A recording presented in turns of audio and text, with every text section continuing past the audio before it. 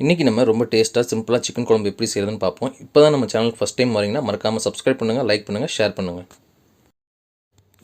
பேனை சுட வச்சு அதில் ஒரு டேபிள் ஸ்பூன் எண்ணெயும் சேர்த்துக்குவோம். எண்ணெய் சூடாகவும் அதை கூட நம்ம திருவி வச்சுருக்க அரை மூடி தேங்காவையும் சேர்த்துக்கலாம்.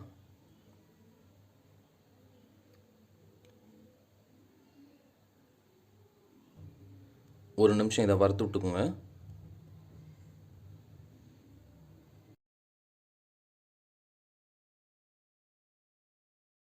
இது கூட ஒரு ஸ்பூன் சோம்பு,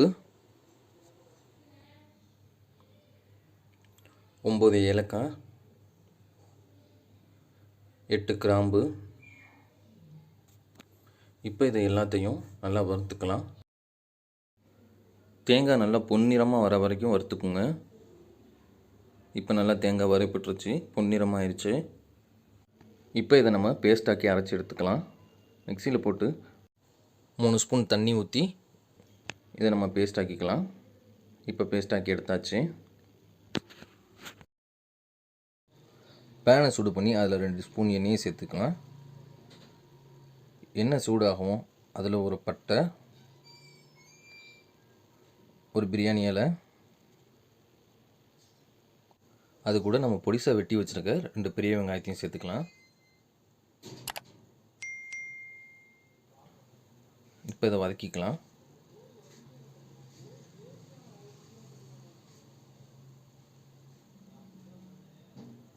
அது கூட ஒரு 10 கருவேப்பிலை சேர்த்துக்கலாம். வெங்காயம் நல்லா பொன்னிறமாக வர வரைக்கும் வதக்கணும்.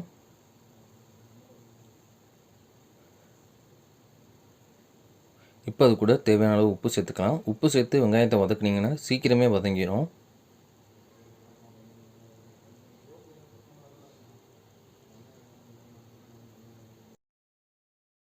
ஒரு டீஸ்பூன் இஞ்சி பூண்டு பேஸ்ட் சேர்த்துக்கலாம். இஞ்சி பூண்டோட பச்சை வாடை போகிற வரைக்கும் நல்லா வதக்கிக்கோங்க. வெங்காயம் நல்லா பொன்னிறமாக ஆகிற வரைக்கும் வதக்கணும். வெங்காயம் இப்போ நல்லா பொன்னிறமாக வந்துருச்சு. அது கூட 3 ஸ்பூன் மல்லித்தூள்,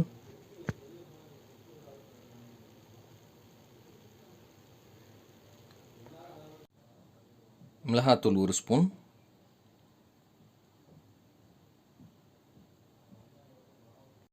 கரம் மசாலா 1 ஸ்பூன், மஞ்சத்தூள் 1/4 ஸ்பூன், மிளகு பொடி 1/2 ஸ்பூன். இப்போ இதை நம்ம எல்லாத்தையும் நல்லா போட்டு மிக்ஸ் பண்ணி வைக்கலாம்.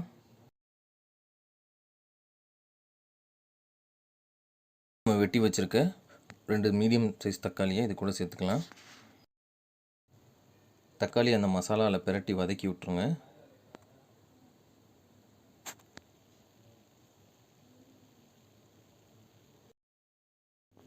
அது கூட நம்ம வச்சுருக்க 750 கிராம் சிக்கனை சேர்த்துக்கலாம்.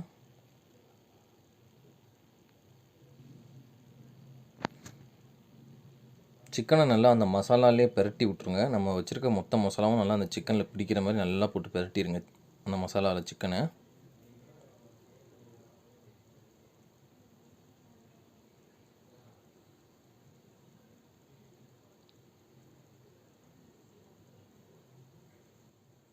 அது கூட இப்போ நம்ம 400 ml தண்ணி சேர்த்துக்கலாம்.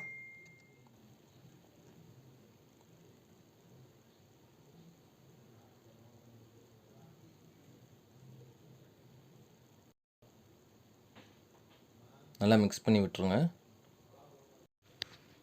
இப்போ இதை நம்ம மூடி வச்சு ஒரு 20 நிமிஷம் மீடியம் ஃப்ளேம்லேயே வச்சுக்கலாம்.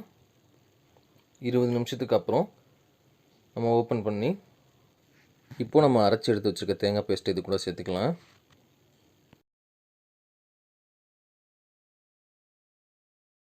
இப்போ இதை நல்லா மிக்ஸ் பண்ணி விட்டுருங்க.